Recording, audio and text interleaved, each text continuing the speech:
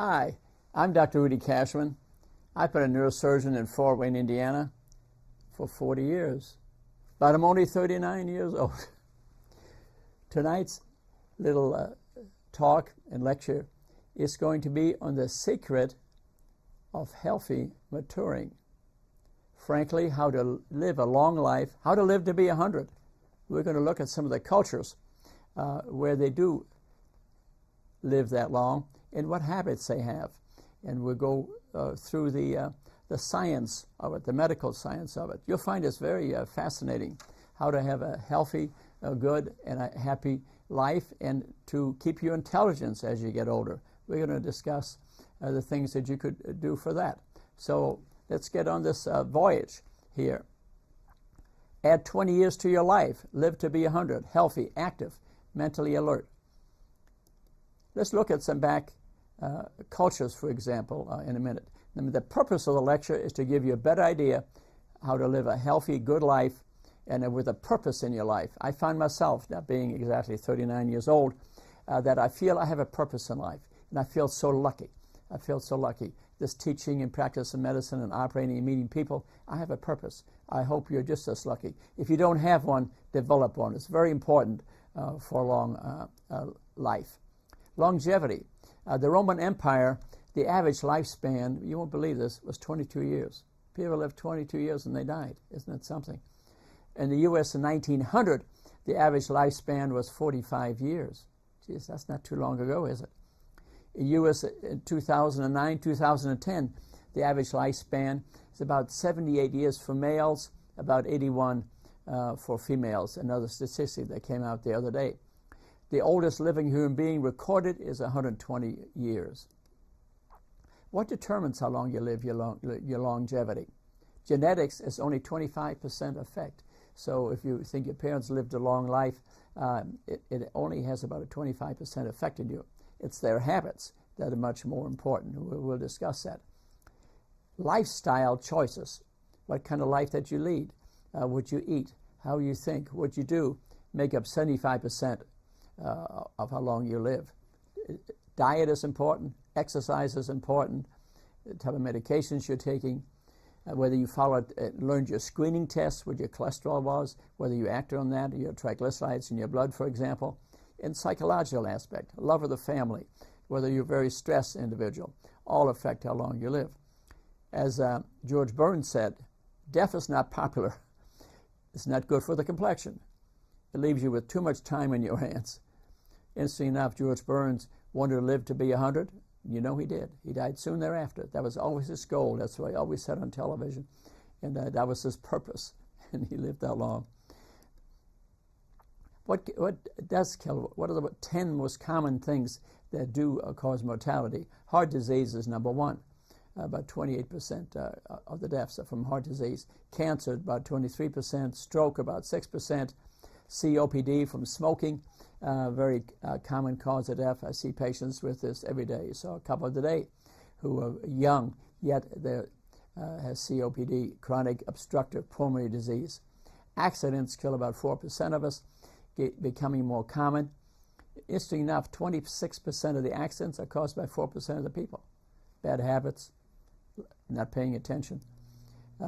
Diabetes is killing a significant number of people. The diabetes rate is going to increase tremendously because we have a rampant problem with obesity in this country. Pneumonia, another percentage. Alzheimer's disease is up to 3%, and renal disease about 2%. Blood infection, septicemia, about 1%. That's the 10 most common ones. What's your risk profile? The number one killer, remember I mentioned this, is heart disease. But this is interesting. 90% of heart disease is due to poor diet.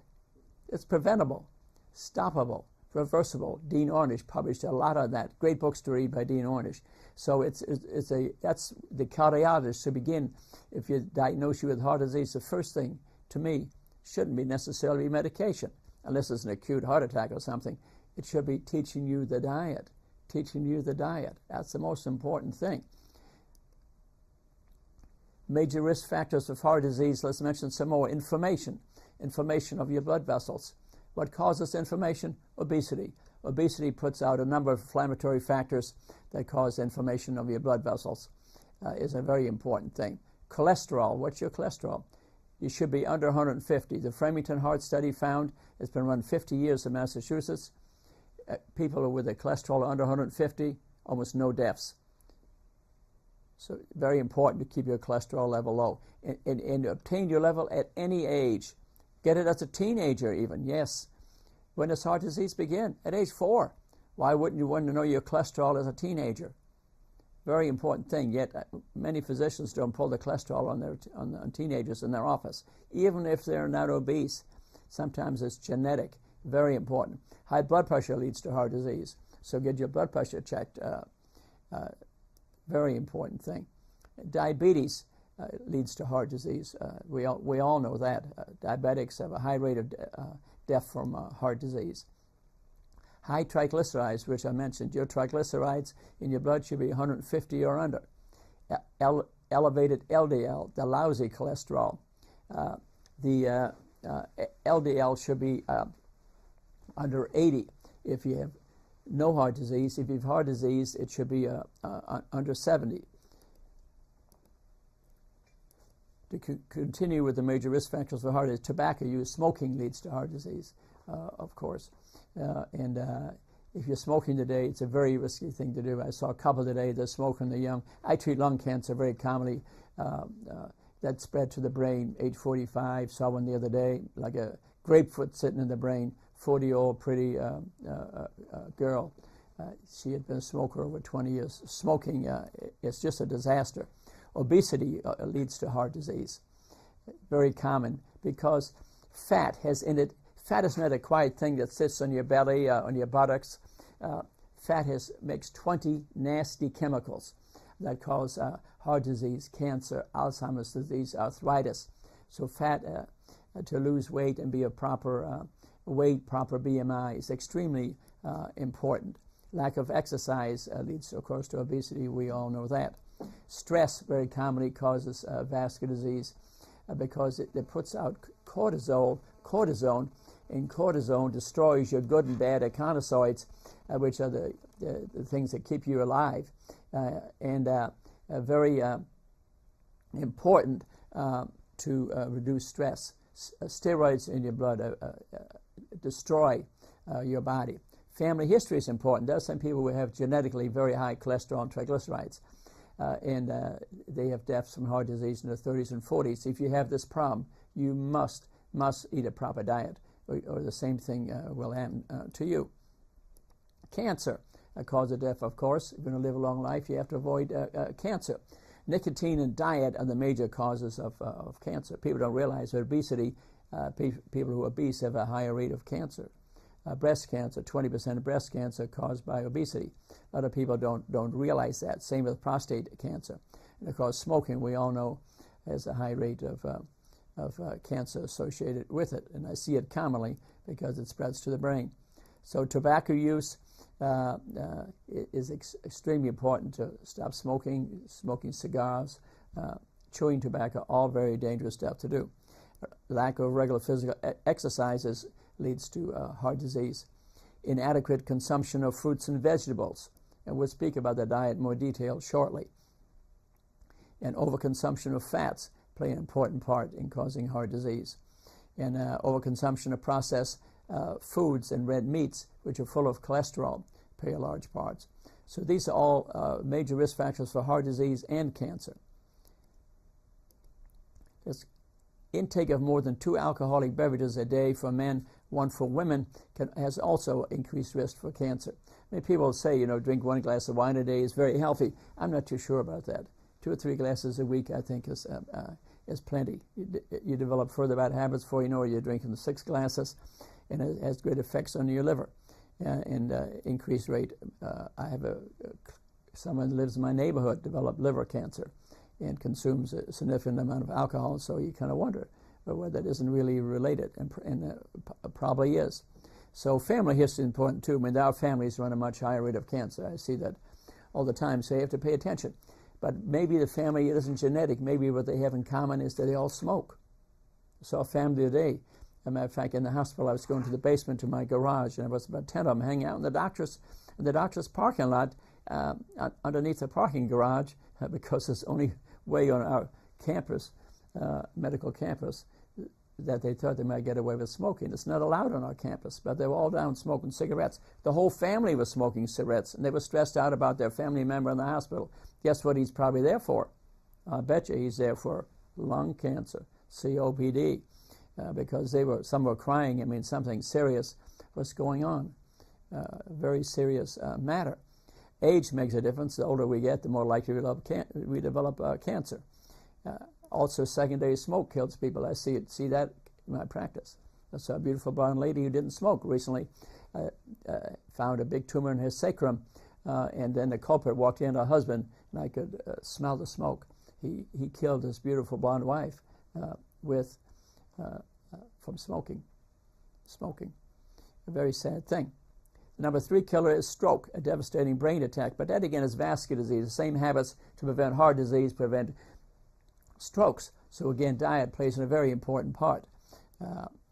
And other factors are hypertension. Hypertensive people have much more higher rate of hypertension. I see this a great deal more in the black community, and I think it's because of diet. In Kenya, in Africa, in 1950, they couldn't find a person who had a heart attack or stroke. But yet, when I worked at D.C. General Hospital 50 years ago, I was taking a brain hemorrhage out of people's heads twice a day from horrible hypertension in the black community, because that's where I had the privilege of working. And a very sad thing. So I try to work on that all the time, is that especially as Asian, South American, black community, much more common to have hypertension. They must get it checked, and they must watch their diet. High cholesterol, of course, leads to strokes. Tobacco use leads to strokes. Lack of physical exercise, poor diet. Same things you notice that for vascular disease of the heart are the same ones that affect the vascular disease for heart disease. The two are interrelated. Age has something to do with it. Obviously, stroke's much more common as we get older. Family history of stroke. The same ones have increased rate of heart disease, have an increased rate of strokes. Birth control pills sometimes increase rate of strokes. So I saw a patient recently, had a stroke from diet disease. And the lady actually that I saw with terrible brainstem infarction was on a diet pill, which she didn't need.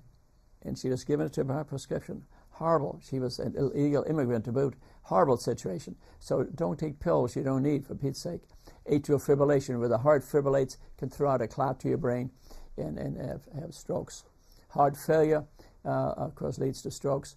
Excess alcohol and carotid artery disease. African descent, as I already mentioned, have an increased rate of strokes.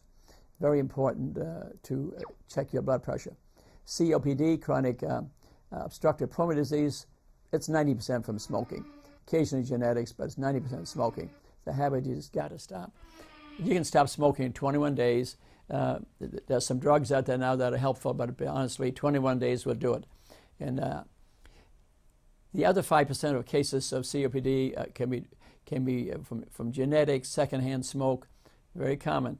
If your husband or wife is smoking, the other one doesn't smoke, make them go outside, especially to expose the children to smoke, a very dangerous thing. They're going to get much more asthma, higher rates of allergy. And accidents are not just a threat to the young. We know teenagers, every year we see them dying running into a tree. I do all the time, being a neurosurgeon.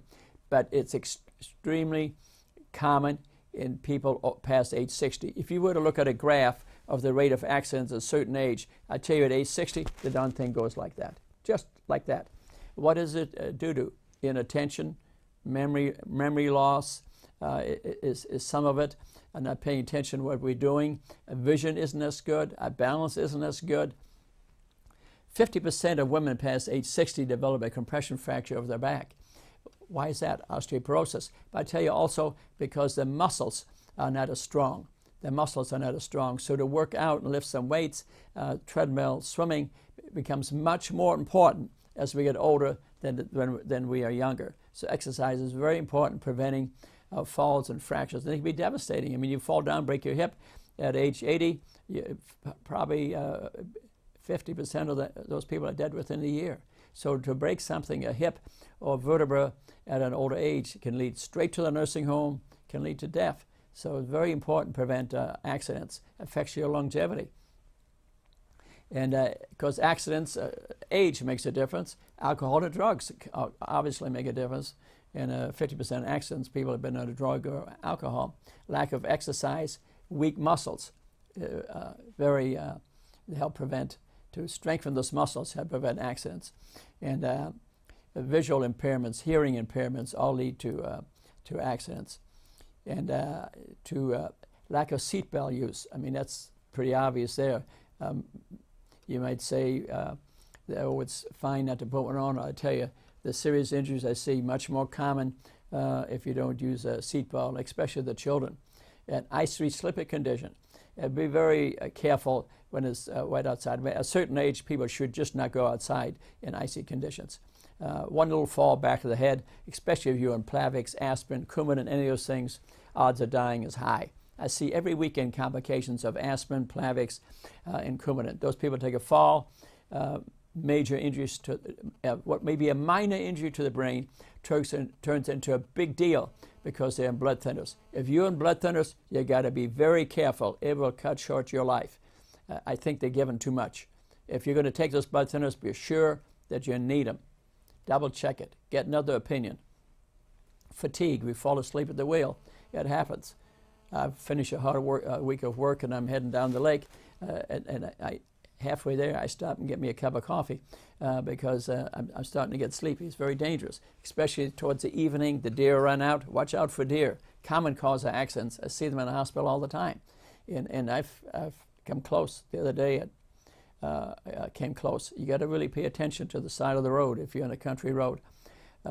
Poor lighting sometimes. As we get older, we don't see the dark in the dark is good. So you be careful about lighting. Certain medications make us too sleepy. People I see today taking too many medicines. I see people in their 80s, 15 medicines. That's ridiculous. It's ridiculous.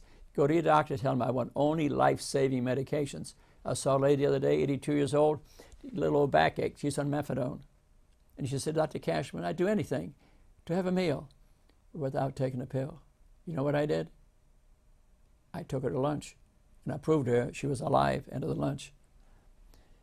A week later, she was off her medicines. Medication. So watch, especially the elderly, watch the medicines. Watch the medicines. Look at grandma. How many is she taking? Does she really need them? We're over-medicating America today, especially narcotics. A lot of times not indicated. And what are the adverse effects of diabetes on your body? 90% of diabetes is caused by the diet. 90% of diabetes is caused by the diet. So it's totally reversible. It's preventable, stoppable, and reversible. At the hospital here, although a neurosurgeon, I run diet classes. Yeah, and I wrote a book called The Secret of the Non-Diet. It's not a diet, it's food selection. I think it's well written, well researched. I have 300 people in diet classes today. And many of them tell me the angina went away, the diabetes went away. 80% of diabetics could lose their diabetes if they have type 2 diabetes by following a proper way of eating. And I can testify to it.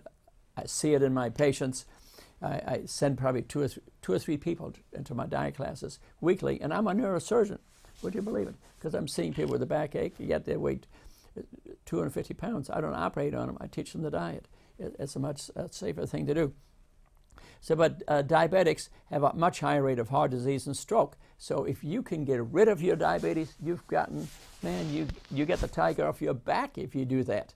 And if it's possible to do it just by eating the right food, not dieting, just by eating the right food. Wouldn't you want to do it? Wouldn't you want to do it? I see the results of proper eating commonly because I run diet classes, and for good reason. And high blood pressure is one of the problems you get from diabetes, kidney disease, and failure. Once you go into dialysis, you get a problem. I mean, your days are numbered. So if you can get rid of the disease so it doesn't lead to kidney disease, very important. And to start dieting, when they want to put you in dialysis, I mean, that's real nice, but it's a bit late. You want to do it when you're young, or as soon as it's diagnosed. see if I can get rid of this disease. Oh, my diabetes is doing fine. I'm on the medication. My blood sugar's even. But if you still got diabetes, you need the medicine. Get rid of the disease. Eat the right food. And I'll tell you shortly what it is to eat. So kidney disease, and once you get in dialysis, it's your days are numbered. Eye problems, a lot of blindness due to diabetes. My mother-in-law went blind from her diabetes, and she didn't follow the diet. She just refused. And she paid the price, the ultimate price, unfortunately. And nerve damage, neuropathy, I see a lot from diabetes, horrible pain in the legs, weakness in the legs, sometimes on the shoulders, and occasionally pain in the face. Very serious problems. But again, it's those patients where the blood sugar is out of control. They get it under control, the problem clears up. It's quite a treatable disease with a diet and some medication. Foot complications, amputations. I commonly see diabetics, their toes and ankles and legs have been amputated. And again, 90% of them, it's preventable. It's preventable.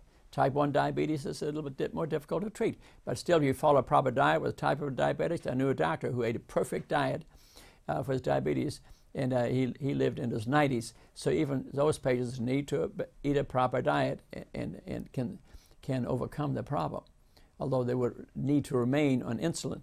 But the type 2 diabetics can get rid of all medications probably in two or 3 months.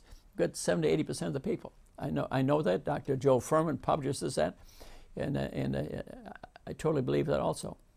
They get, of course, a lot of skin complications, sexual dysfunction, and you look a great deal older if you're diabetic, if you're not following the diet.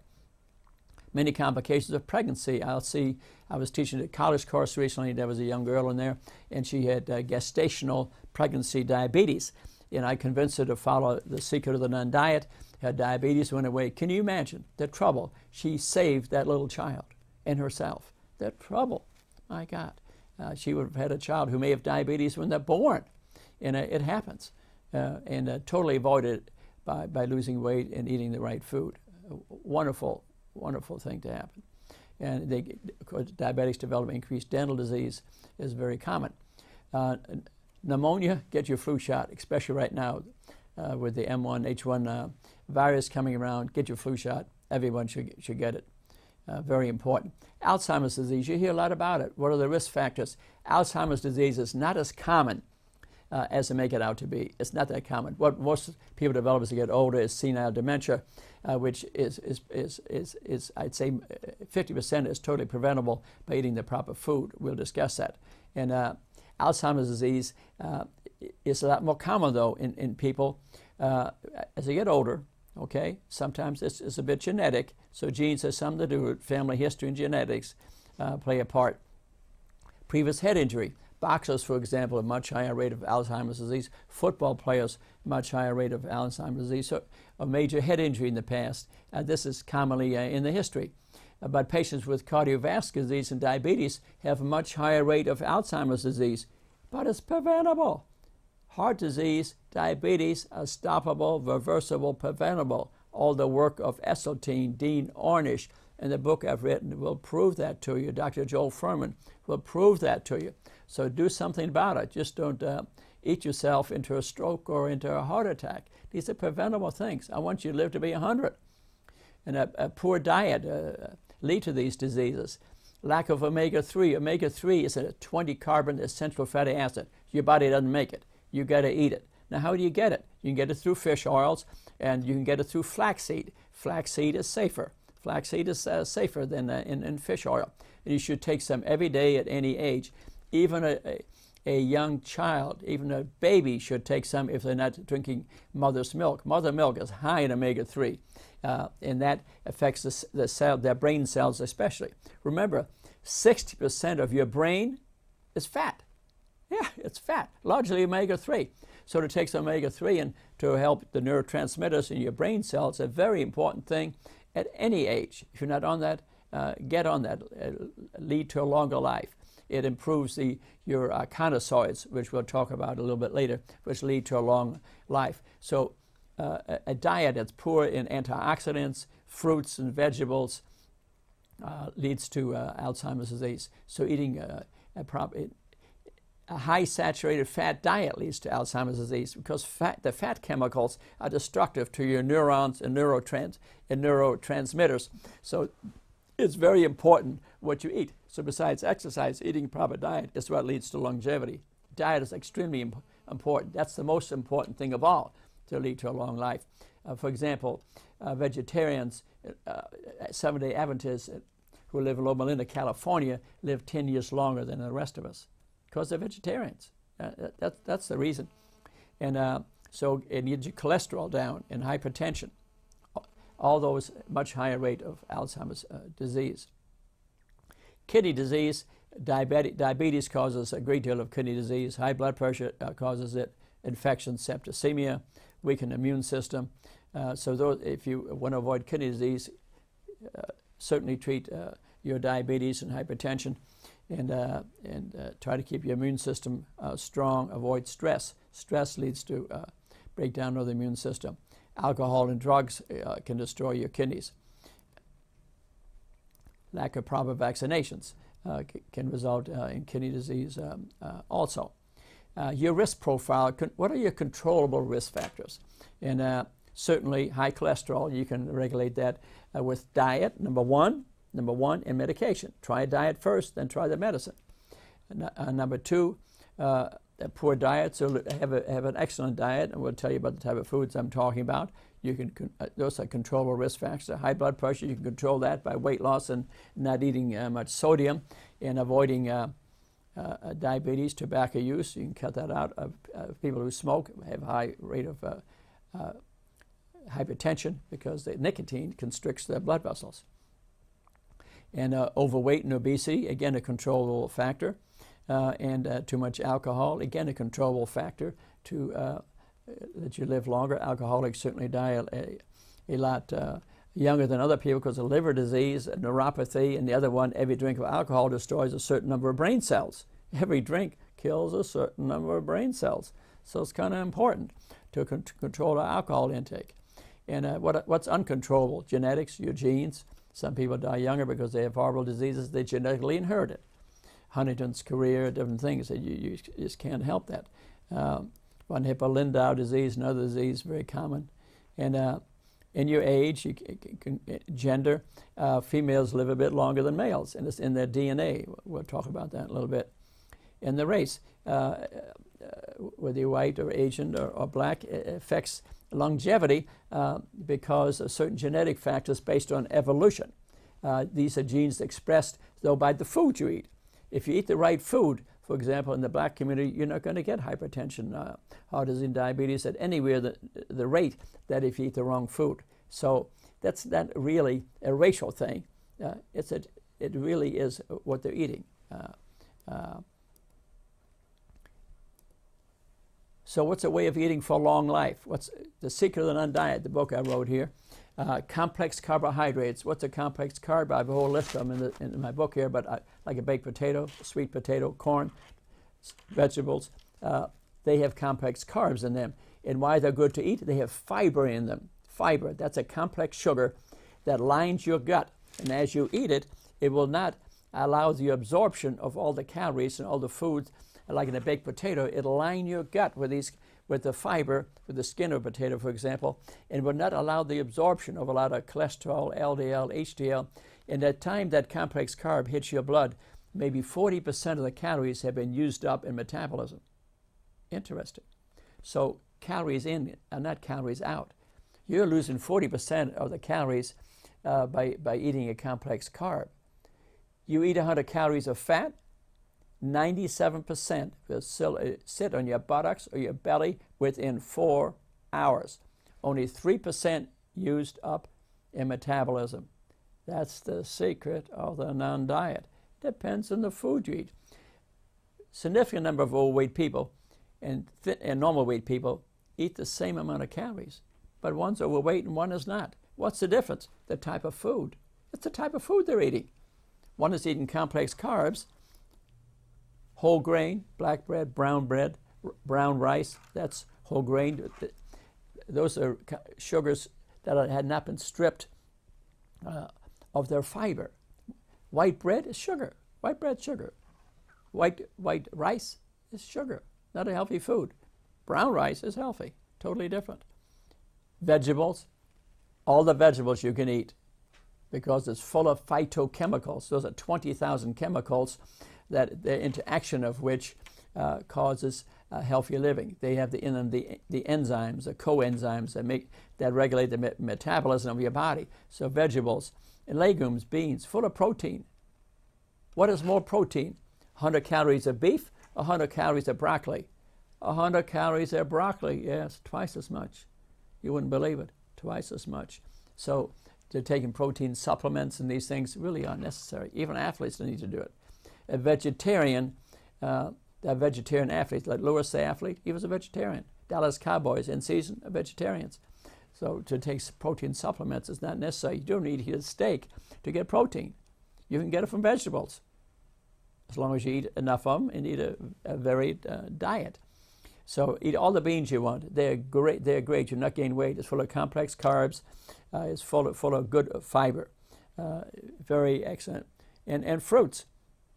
All you can eat. If you eat a complex carbs, whole grain, vegetables, legumes, fruits, essentially till you're full, you're not going to gain weight. You're going to lose weight. How do I know? I've read a lot about it, and I do it myself. This is the way I eat.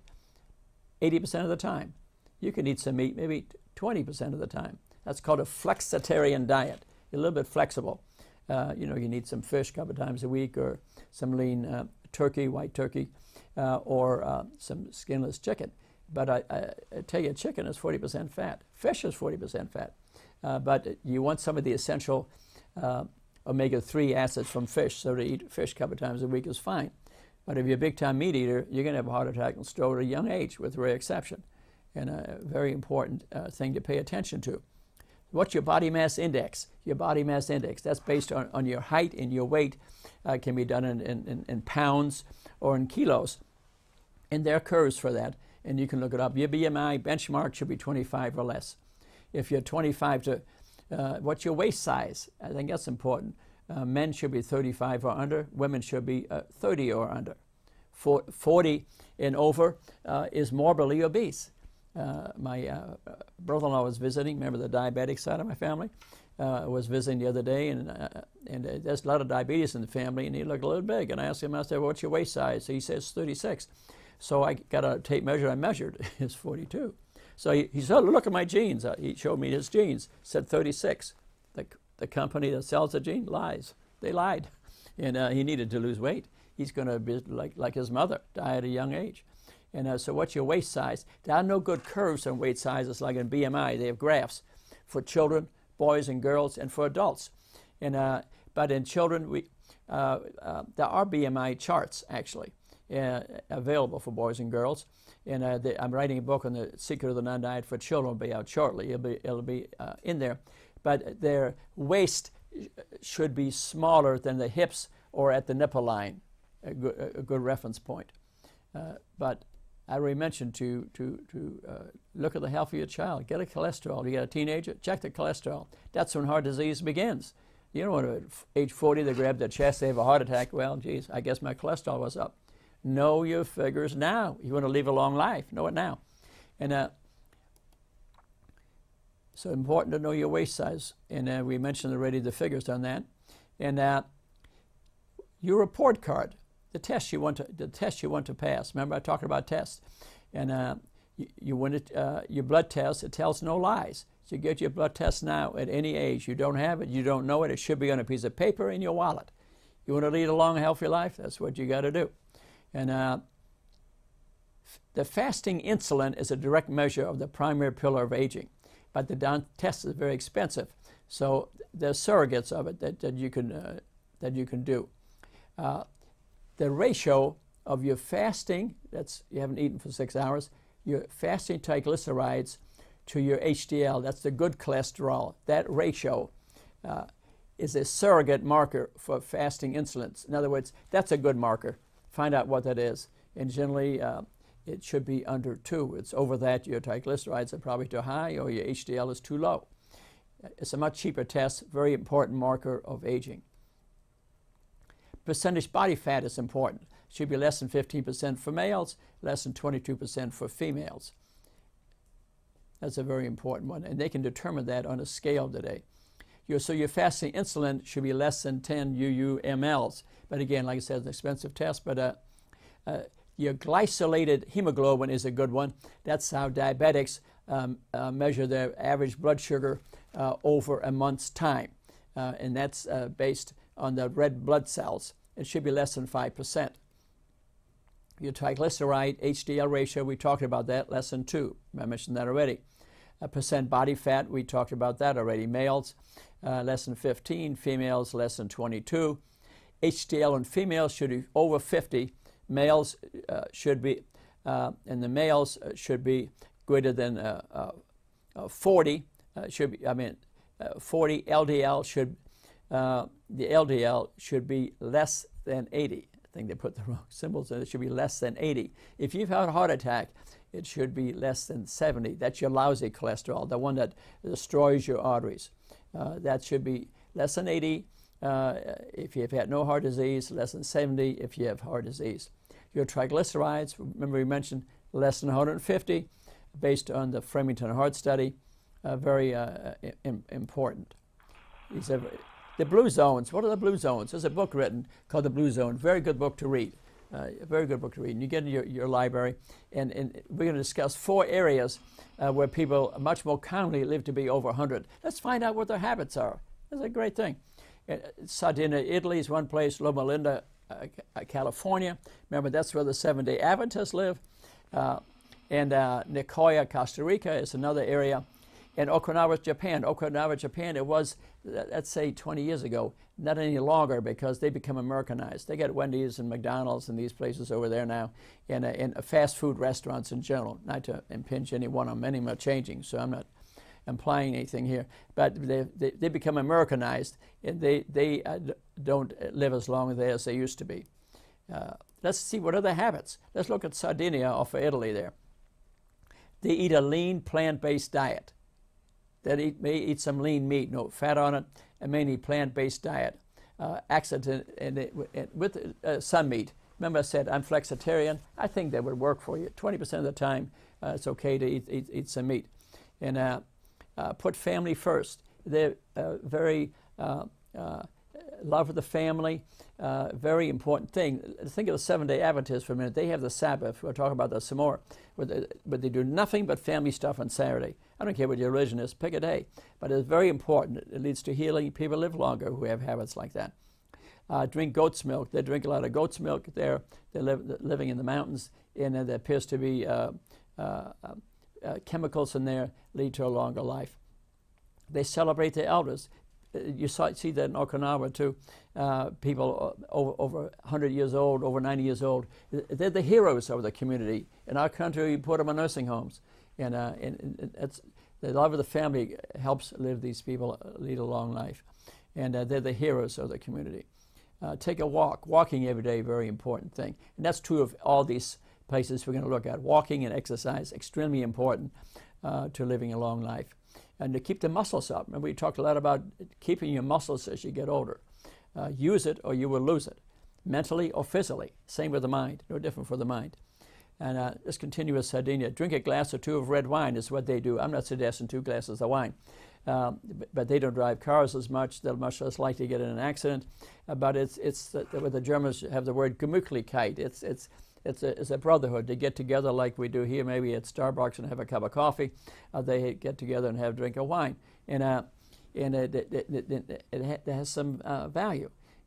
But you want to avoid, I don't suggest you drink 2 glasses of wine every day, but a glass 3-4 days a week, I think that's healthy. Laugh with friends. Learn, develop laughter, happiness. It secretes neuropeptides in your body that relax your blood vessels and leads to a longer life. Music and laughter, very important for a long life. Strong self-esteem and a clear purpose. I tell you my experience in dealing with medicine and diseases in my own life. It is very important you lead a long life to develop a purpose in life. I've seen cancer patients who suddenly they changed their career and they went after what they thought was excellent purpose, and they lived a lot longer. Some cured themselves because of the hormones secreted in their body. Leshan studied terminal cancer 45 years as a psychiatrist. he found if there is one thing that could lead to a longer life, to live twice as long, and to have an increased rate of spontaneous cures of cancer, it was if he could establish a purpose in that patient's life. And that's when the first thing you'd ask him. You got 30 seconds to tell me what you like to most in life you'd like to do. And he would like to lead them to it. I think it's a very important thing. I feel lucky. I feel I have a purpose. And that's a very important thing. And the classic Sardinian diet consists of whole grain, just what I've been teaching you, bread, beans, garden vegetables, fruits, not that much cheese, high omega-3 fatty acids. Remember we talked about these essential fatty acids, the 20 carbon acids lead to your good eicosanoids, your intel chips of your body. The intel chips of your body, they jump from cell to cell. They're very important for long life. They eliminate inflammation, avoid cancer, Alzheimer's disease, vascular disease. So it's very important to eat omega-3 type diet. Meats, they serve only on occasions or on special holidays. Let's continue in Sardinia. The Sardinians gently walk 5 miles a day, maybe a bit much for us, but at least walk 30 minutes to an hour a day. Great habit, great habit. It provides a type of low-intensity exercise. Running isn't any better than walking. Walk yields all the what they call the Katie mask of benefits, as a Greek word they use. But it also has a positive effect on muscles and bones, less osteoporosis, strong muscles. And if you have more muscles, they eat up a lot of your calories. Let's go to Okinawa in a minute. Okinawa. And they embrace a purpose. We talked about that before. We see it again, a purpose. They call it Ikigai. Ikigai. You got to have a purpose in life. I want to live till Johnny graduates, or till Mary gets married, or till Joe becomes a doctor, whatever. Embrace a purpose. And rely on a plant-based diet. Here we see it again, plant-based diet. Get gardening. Make your own garden. Fresh vegetables are very important. Eat more soy. Soy is a healthy protein. And maintain secure social networks. They call it Amoy. Again, did we hear this before? Yeah, we heard that before. Love of community, love of family. Really a big thing in longevity. Lonesome people do not live as long. Unmarried people don't live as long. And enjoy the sunshine. Get out and get some sunshine. Good for your mood. Your endorphins go up. I feel better in the sunshine myself. And I think is an important thing. Stay active. Get in tune with nature. Get in tune with nature. Plant a medicinal garden. Really getting in tune with nature here. Look at the flowers. Take a walk. Listen to the birds. Really look at a tree. The other day I took a walk. You know, I live in this property. I have about 40 trees there. Did I ever really look at the trees? And I started really looking at them. Their branches and their leaves and the nuts on them. I never really had done that. It's a beautiful thing. Make me feel good. It's relaxing. It's meditation. It's meditation. And have an attitude, smugness and humor. Become likable. Have friends. Very important to have friends. I see, I always stop 5 minutes at Starbucks just to get my mind on something else, going to work, and I see some people sitting there, obviously, that are lonely. There's nothing going on at home, and I make a point to talk to them. And we become good friends. And it's good for them. I see them smiling. Instead of sitting there like this, I see them smiling now. I think connect with people. I walk past I ride up the elevator. I don't care who it is. I make a point always to talk to people. You might say, "Doctor, you're too friendly." Well, I say baloney to that. It makes them feel good, and it makes me feel good. And I've met some interesting people that way. And so have an attitude, smugness, humor. Become likable. Learn to tell jokes. I've learned to tell a few. I'm not a naturally humorous person, but I've got about 10 jokes that I constantly tell people who are tense and stressed up and going to surgery. I try to say something funny, and it relaxes them. And find a sanctuary. Let's go to Loma Linda, California. Remember I spoke about that? They have a sanctuary in time.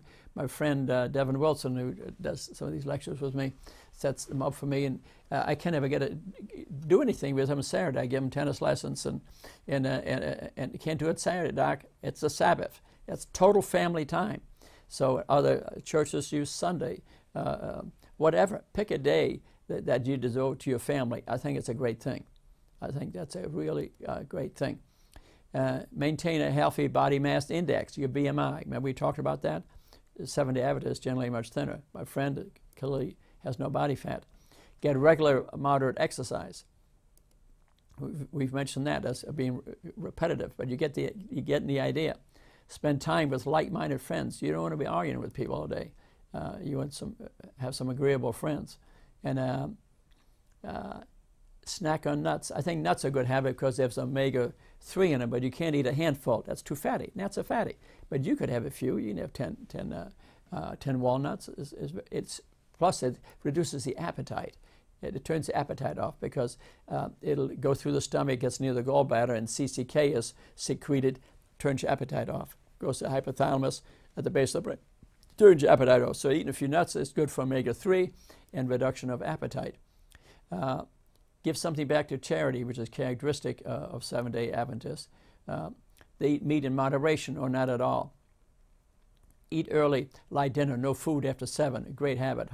Tough for me to follow, being a surgeon and being busy all day and all the things that I do and play tennis at night. It's tough for me to eat before 7.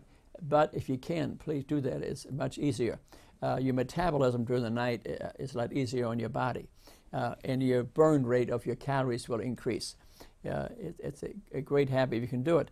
Or at least if you're going to eat something, 8, 9, or 10, eat some complex carb, a banana or an apple or a light salad or something, or drink a huge glass of water. These are all good habits. Follow a vegetarian diet. This is what they do. My friend, that he's very clear on that. I say, have a lobster. He won't eat it. And he's very strict on that. And his whole family is extremely healthy. They rarely get sick. They don't get colds. They rarely get sick. And drink plenty of water. I think that's a very important thing. And let's look at Costa Rica a minute here. What are the secrets? They have a strong sense of purpose. I mean, we talked about that before. DeVita. Drink hard water. Calcium. Make strong bones. Keep a focus on family. Eat a light dinner. Eat a light dinner. Eat breakfast like a king. Lunch like a prince. And dinner like a pauper. Very good habit. Put it on the refrigerator. And if hunger is not what you have, food is not what you need.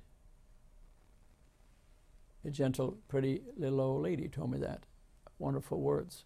They're now in my refrigerator. Because sometimes some stress, which I get exposed to significantly in my work, my line of work, I'm prone to get home. I can eat anything I want to. I've done 5 operations today and had a great day. They're all getting better, and I eat anything I want to. No way. That's the danger time. No way. Maintain social networks. We talked about that. Keep hard at work. Get some sensible sun. Don't retire, for Pete's sake. Believe me, I'm not 39, and I've not retired. And I thought about it one time. Man, I was having a mistake. I really love life. Don't quit. That's when things start to freeze up. Embrace a common history. Develop a social network. Look at this website, thebluezones.com. There they will tell you and take a test, 33 questions, if you want to know how long based on your present habits, how long you're going to live. Look at that. It's very interesting. I took the test. And so your life expectancy at this present age, and then do something about it. If it isn't not looking too good. It's an honest test. I had a number of people take it. And it'll tell you the number of years you're likely gaining when you optimize your lifestyle. You change your lifestyle, and that test will tell you how many years you've gained. I think that's kind of interesting. Yeah, it's called thebluezones.com. And completing the Vitality Compass, taking that test, is the first step to figuring out where you are in your personal longevity journey. Discover your own personal blue zone. It takes 21 days to change a habit. So 21 days you can get rid of smoking. It takes about 12 weeks to drive it home and changing the way you eat. You can do that within 3-4 weeks. Some people are addicted to sugar, so you have to work on that. And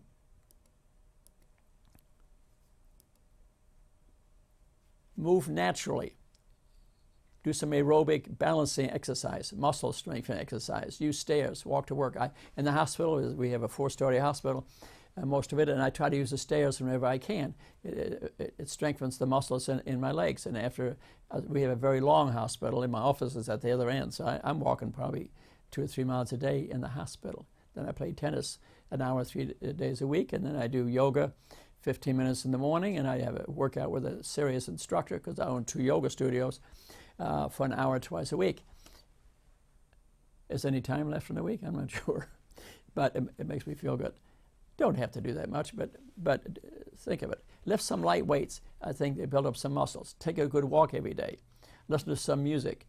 I think very good things to do. When I go to work in the morning, I don't play one of these radio shows that are going to get my nerves all worked up. For me, it's immediately music. It's downloaded. I got 200 songs downloaded in my car. And the time I'm hitting the hospital, I'm frankly, and then I visualize the notes, I visualize the instrument being played, and I visualize the singer or whatever, and it's meditation. It puts me in a totally different mood. I become relaxed. I'm sure my blood pressure drops, and I feel good when I hit the hospital. I think a good habit.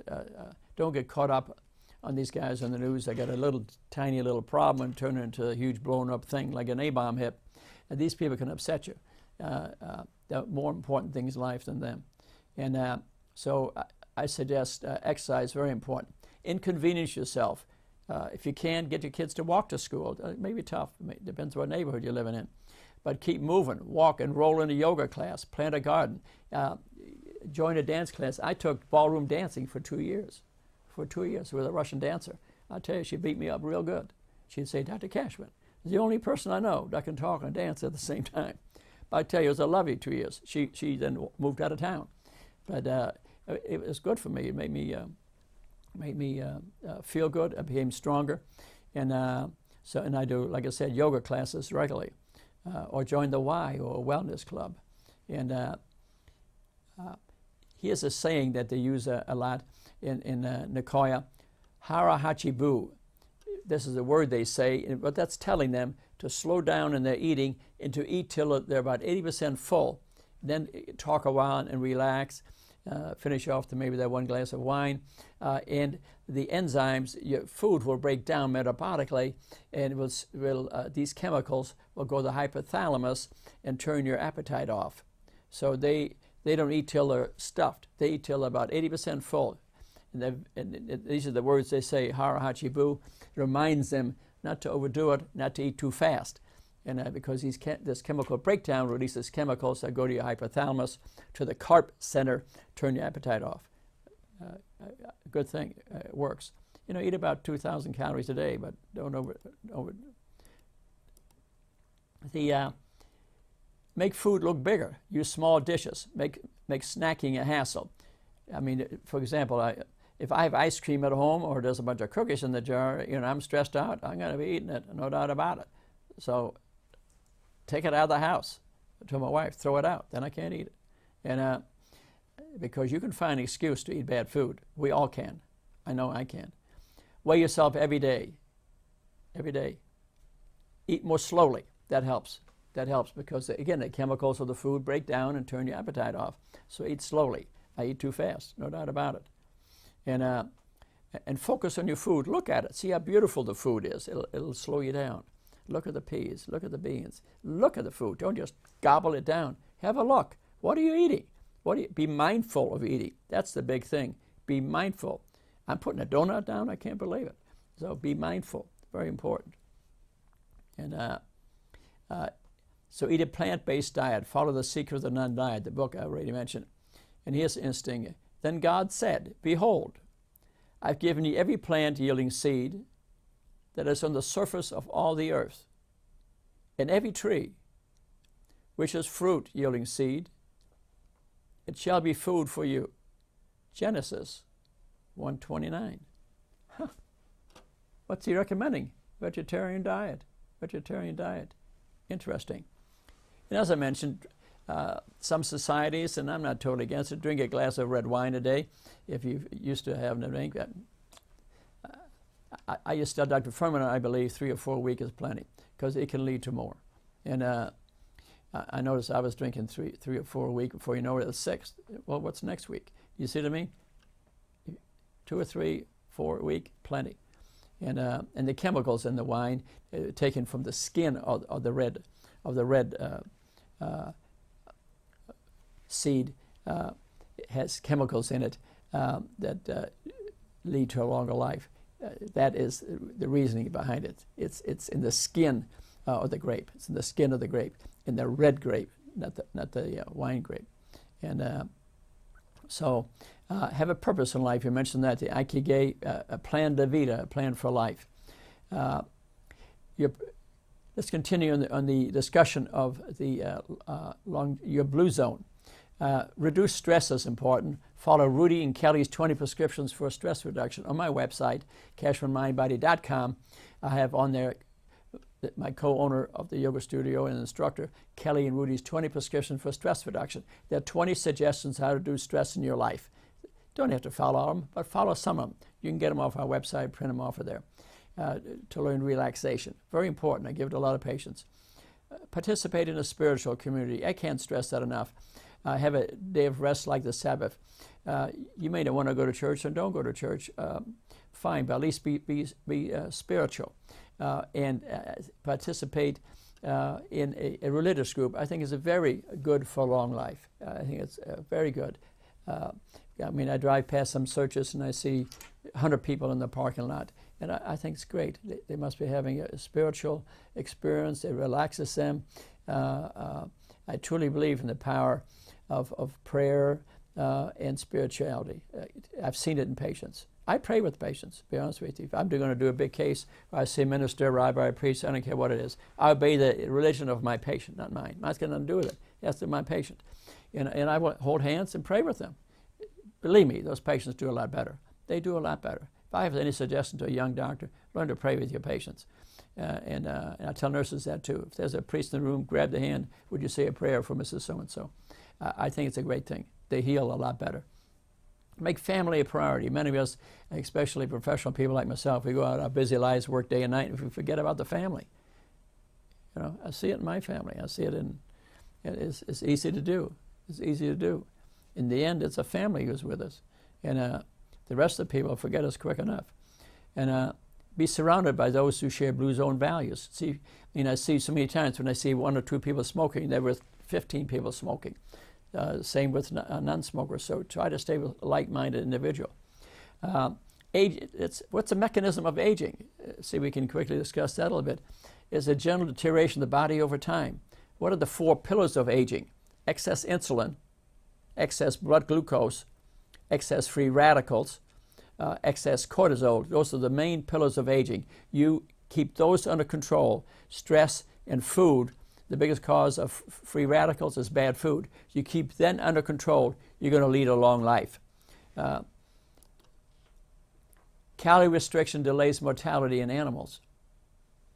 Very interesting. I don't think necessarily it's calorie restriction in humans. Starving yourself is not the answer. It's eating the right food is the answer.